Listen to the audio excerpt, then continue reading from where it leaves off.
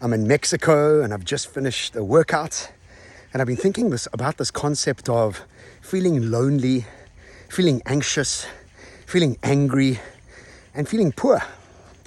And I've realized that no matter where you are in life, it doesn't really matter, because you could continuously be having these feelings. In other words, you could be lonely before you get into a relationship, and a few months into the relationship, you feel lonely again. You could be poor until you make $2 million, and then you make $2 million, and after about 3 months, you feel poor again. Or you've been on a meditation retreat, you haven't been angry for ages, your brain is relaxed. The minute you get out into the real world, you're angry again. Or you're always finding reasons to be anxious. And so what's got me to really understand this really well is this, that nothing on the outside is creating these scenarios. These scenarios are 100% ours.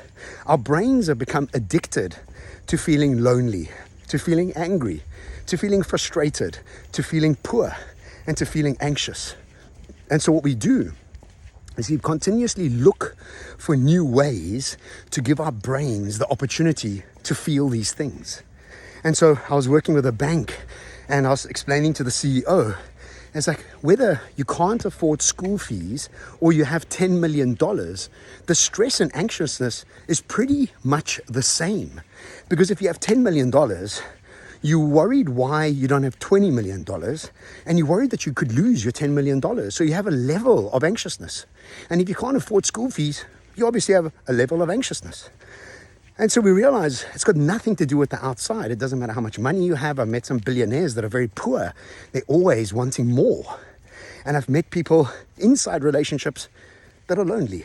And so really we've got to realize that it's our internal dialogue. It's our internal patterning that creates this habit that keeps looking for these things. And when you get to rewire your brain, you stop having these emotions and you stop looking for them in the world outside. It's a different way to think about the things that we keep blaming the outside world for. Ciao from Mexico.